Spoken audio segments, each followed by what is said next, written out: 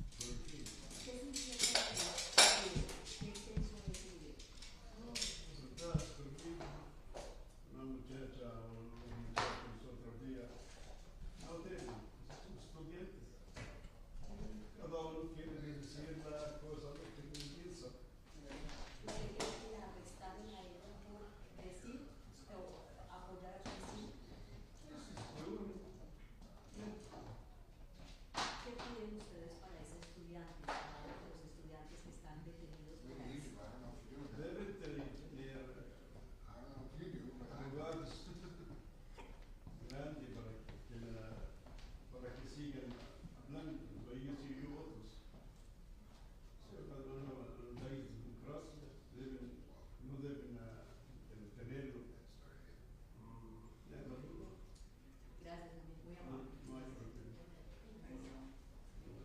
Ah, ok. Gracias. this is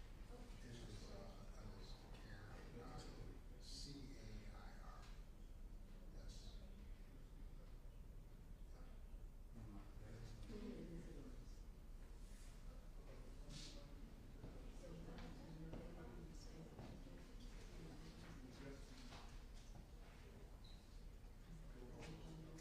Are we good with the Just give me live about stream? like 30 seconds. Okay, just usher us in when you're ready. Okay, gotcha. Thank you. Yeah, Jordan, Jordan, see, Jordan, you good? Okay, and you're good? Yeah, Jordan?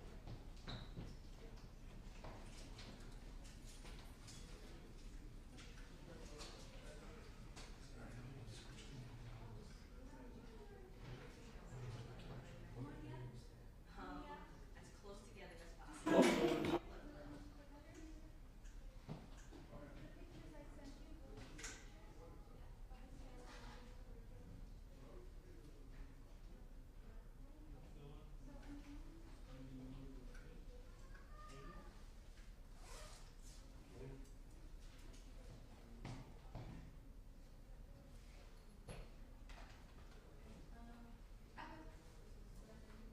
You move the green light at all.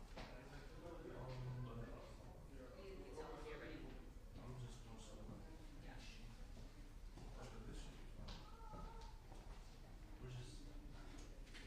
That's okay. Same. No, no, no. Okay. Yeah, I'll be right back. Oh, thank you. There is an exit.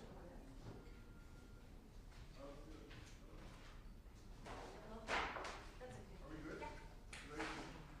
That's okay. You want to just stand and hold it if you don't mind? Really? Yeah, if you don't mind. If he doesn't need you. If he doesn't need you.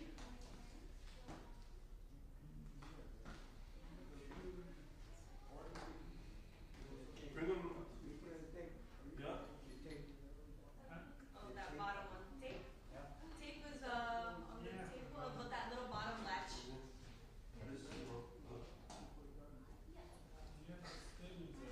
As long as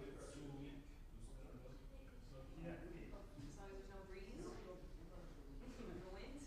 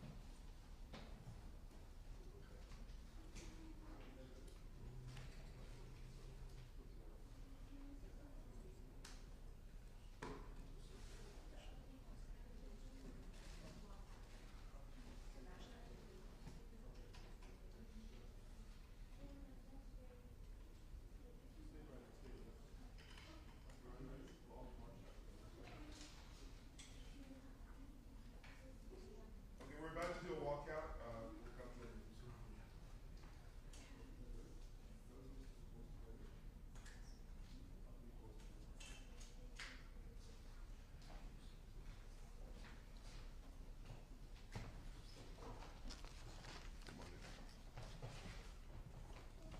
stand over here. Feel free to stand behind me. It's quite okay.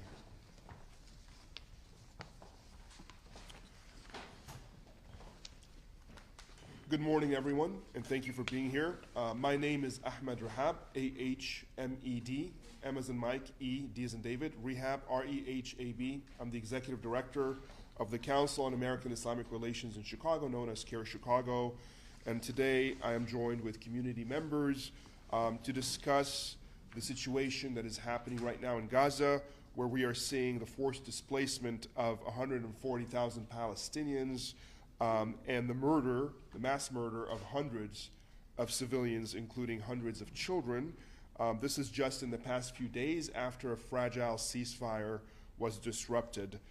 This comes on the tail end of what has been described as a genocide by the United Nations, Amnesty International, Human Rights Watch, and Israeli genocide experts over the past year and a half by the Israeli military, targeting infrastructure, homes, schools, and the lives and livelihoods of Palestinians in Gaza. We'll also talk a little bit about the situation here in the United States with the arrests of students and others who are protesting or who have protested these events in Gaza and who have been essentially kidnapped and detained. I'll begin with that briefly. So we've already had four very high-profile cases. Rumeisa Öztürk at Tufts University, Mahmoud Khalil, Columbia University, Ali Reza Daroudi at University of Alabama, an Iranian doctor, and Yunseo Chong at Columbia University. In the case of most of these, if not all of them, they were basically whisked away from a public area or a private area like the halls of their residence by men and women in plain clothes into unmarked cars. Oftentimes, these men and women are masked, and so it almost looks as if our government has dwindled into a mass vigilante punishment tool, basically a vigilante kidnapping enterprise to punish and penalize these American to-be, green card holders or student residents or student visa holders because of their free speech, because of their expression of conscience. That, to us, is very startling. It is something that we as Americans cannot stand by and watch without, objecting to it. And we really call on our elected officials to stand up for what America is all about, which is freedom of expression and speech, and not extrajudicial punishment of those whom those in power do not like or whose views they do not like. This is not communist China. This is not Assad Syria. This is not the Soviet Union. With that, I want to call our first speaker. This is Raja Aras, who is a Chicago resident with displaced family members in Gaza, to share her personal testimony on what her family is going through, starvation and the economic devastation and the such. Thank you. Hello, my name is Raja. I'm a mom and a wife, and my family has been in Gaza for over 400 years. Over 200 members of my family have been killed by Israel, including my cousins, my best friends. I'm here with my kids today who will never meet their cousins in Gaza because Israel bombed the 6-story building full of 3 generations of my family. Some of my family members are still buried under the rubble, and Israel won't allow us to give them a decent burial. My surviving cousins are currently struggling to live on very little food because Israel won't allow any food into Gaza. Who is Israel punishing exactly? My cousin has to walk miles to get water for his baby because Israel shut off the water and destroyed the desalination plants. I'd like to ask my representative, Bill Foster, why he hasn't met with my family and other Palestinian families. Are we invisible to you, Mr. Foster? Are you so racist that Palestinian lives don't matter to you? Do these dead Palestinians mean nothing to you, Mr. Foster? Thank you.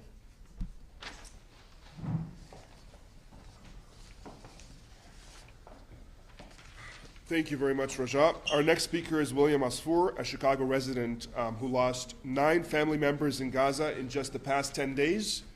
And in addition to that, unfortunately, he has lost dozens upon dozens, scores upon scores of family members who have been killed since October when this started, October 8th, when the bombings and the attacks started on Gaza.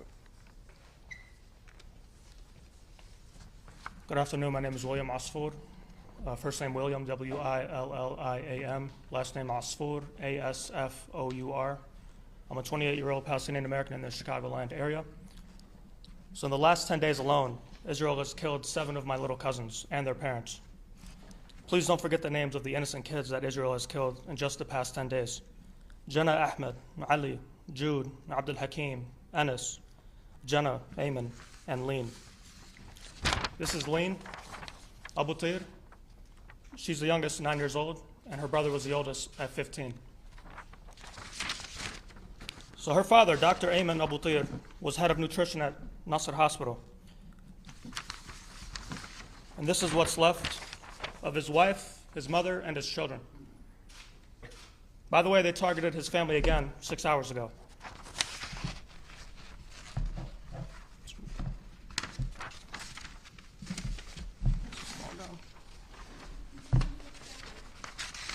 Sorry about that.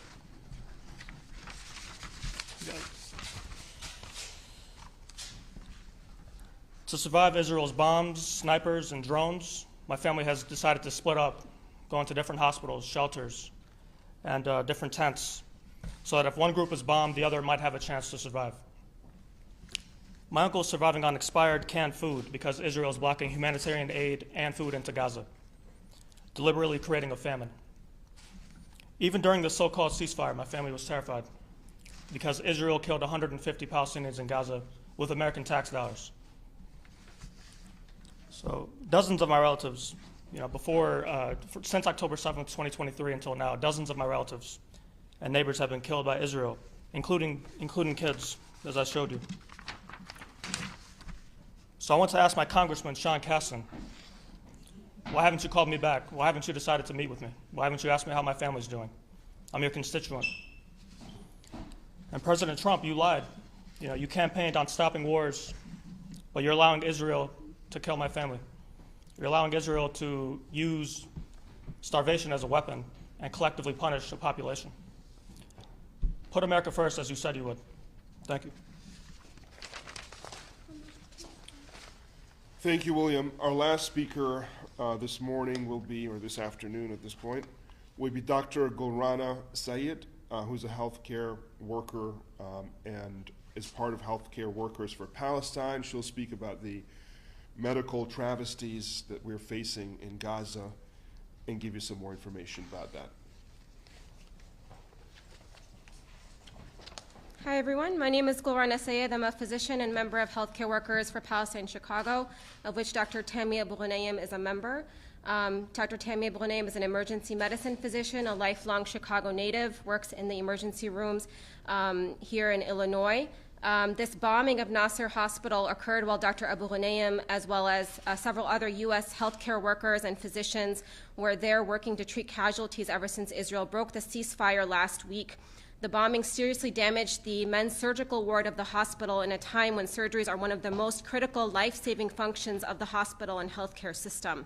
Let us be clear, this is not the first attack on hospitals in the Gaza Strip. This is just the first on a hospital harboring American healthcare workers. The World Health Organization has registered over 1,000 attacks on healthcare facilities in the occupied Palestinian territories since October 7, 2023. Just last week, Israel destroyed a cancer hospital in the Gaza Strip. At least 1,200 healthcare workers in the Gaza Strip are known to have been killed by Israeli bombing. Since then, at least 384 Gazan healthcare workers have been unlawfully detained by Israel. We know that the endangerment of American healthcare physicians' lives in the Nasser Hospital is the direct consequence of U.S. lawmakers failing to sufficiently pressure Israel to cease attacks on life-sustaining institutions in Gaza, including hospitals, water sanitation facilities, and UN agencies. Of note, this attack on Nasser Hospital came during an ongoing humanitarian blockade on Gaza. We have now reached 24 days of no humanitarian aid entering the Gaza Strip. That includes medicine, medical supplies, food, and water. Israel has also placed increased restrictions on medical delegations entering, meaning less physicians and nurses have been able to come into Gaza to help. Food is running out, water infrastructure is still damaged. Dr. Abu Ghanayem, again a Chicago native, said about the attacks on Nasser Hospital, "I don't think I can adequately describe what it felt like knowing we were targets, that our department was in danger, that everyone around us was in danger, and not knowing what would happen next." We call on our Illinois lawmakers, as well as all U.S. lawmakers, to condemn the bombing of hospitals and the endangerment of U.S. healthcare workers. And we call on them to call for an arms embargo. We call on our healthcare institutions to do the same until our lawmakers put consequences on Israel for targeting life-sustaining institutions in the Gaza Strip. We cannot expect American lives to be safe in Gaza. Thank you very much, Dr. Guarana. So to conclude, we've been at this podium several times over the past few months, making the same demands, the same calls to our public officials. And these calls seem to fall on deaf ears.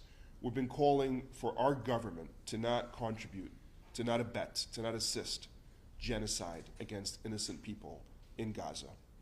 And furthermore, to stop the genocide against these innocent civilians in Gaza.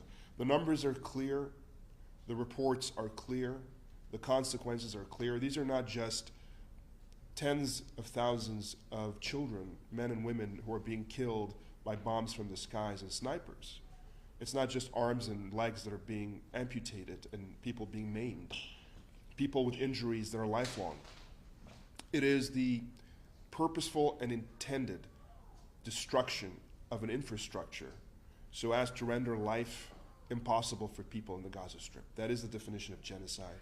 It is the targeting of hospitals and schools, the targeting of medical aid workers and journalists. And the numbers that we're seeing in this particular conflict, what's happening right now, are numbers we've never seen recently in any conflict around the world. CAIR-Chicago calls on Illinois representatives to condemn Israel's attacks as continued violations of international law, ensure the safety of Chicago resident, Illinois resident, Dr. Tammy Abu Ghanayem, who is providing emergency care in Nasser Hospital, which was bombed, along with other U.S. and Palestinian medical workers. You can hear her harrowing testimony, her audio testimony from our website. And by the way, Dr. Tammy was present with us in several of these press conferences right here in this room, on this podium. And now her life is in danger, helping the victims of this genocide. To push for an arms embargo against Israel, to demand an immediate permanent ceasefire that ends the blockade on humanitarian aid to Palestinians, which right now is not being allowed in, to investigate and halt the Trump administration's politically motivated deportations of international students and scholars for their protected free speech, everything I just described. To think that those who have a problem with it are being targeted for having a problem with it and being whisked away in the night and thrown in some cell somewhere to be chucked out of the country simply for saying that they have a problem with genocide.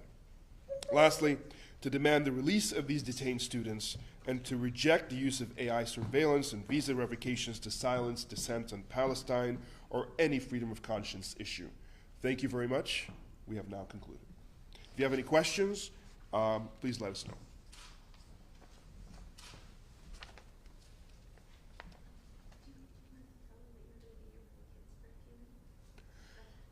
Yeah, so we'll also have one of our speakers here who has these young children. She'll be in our conference room just sitting with the children. If anybody wants extra B-roll of that interaction, grandparents are there, etc., you're welcome to bring your camera for some more B-roll. If you want to take more shots of these pictures of the victims of this genocide, you're welcome to do so as well. So maybe introducing any of these family members that haven't been. Do you want to point out quickly who these pictures are of? Yes, so this is my mom's uncle. He was killed November 2023. This is Testimonies. She was 14 years old. She was killed in that same bomb. And this is her brother, Ahmad. He was also killed. All these people here were killed except for my grandmother here. But these are her siblings. So Hakim Asur and her sister, both of them were killed. This is what's left of my grandfather's house. He built it in the 70s, where my mom was born and raised, grew up in. Gone, where I spent the first 4 years of my life, gone. Another angle of it. All these kids here were killed. This is my first cousin, Yusuf Abu Hamza. His father was also a doctor. He was killed in October, the first week of October 7th, 2023. He was critically injured. Now he's the oldest of his 5 siblings, and my aunt is now a widow, and her husband, as a doctor, was killed. There's, I don't know if I put the pictures. Oh yeah, and over there. I have a question on behalf of the administration for you. Are any of these kids Hamas terrorists to your knowledge? No, they're not. Okay, I can confirm just that. making sure. Yeah, she's definitely not. And then lastly, over there, sorry. This is Khalil Asur. He was sheltering in a school, and he was sniped. He was sniped by Israeli soldiers. And he was left to bleed, and nobody was able to save him. This is Talat Asur. He's in his 40s. He was also sniped the same day in a different school, in Khan Yunis, in the safe zone, in February of 2024. These are the same siblings with those other kids. Fatima Asur and Hanan Asur. Hanan was 3 months old, and she was killed. 3 months old. And this is her here. And they have one sibling that survives, and she was in Egypt to get treatment, and I was able to meet her and talk to her. She was 8 years old at the time, and she told me she wished she died with her siblings. And now, their cousins were just killed, the ones I mentioned earlier. Yeah, this is insane. Her aunt was just killed literally like 10 days ago, so the suffering just doesn't stop. If anyone has questions, each one of them has a story. I can provide any pictures and any testimonies if you guys like. Thank you. In just one day, 174 children were killed last week. In just one day, 174 children were killed. We know about the mass shootings and how much these events rightly shake up our country. Sometimes it's 8 kids, sometimes it's 12 kids. Imagine if we had a mass shooting, God forbid, where 174 children are killed in one event. That is what we're facing in Gaza, and that's what's barely making the news, let alone getting these elected officials off their seats, let's put it politely, to get up and do something about it. Sorry, I have one more poster, if I can. Yeah. These people, these were held, they were all held hostage. So they were kidnapped January 2024. He was released in January after the ceasefire, the prisoner swap, they call it. He was released after 2 months. Kidnapped by who? Kidnapped by Israel, January 2024. This is Sayyid Asur. This is his son. They were both kidnapped the same day. He was let out 2 days after. They beat the shit out of him. They took his passports. He lost a significant amount of weight, and he's lost a little bit of hearing and eyesight as well. He got treatment in Egypt last February. This is Gazan Families. He was also kidnapped. He was released. Everyone here is released except for him. He's still held hostage. And his brother was killed, by the way, 2 weeks ago. And he won't even know until he gets released, if he gets released by Israel. So I can provide any pictures, any videos, any testimonies if you guys like afterwards. Thank you. Thank you all. Thank you. Thank you, little guys. You're so very good.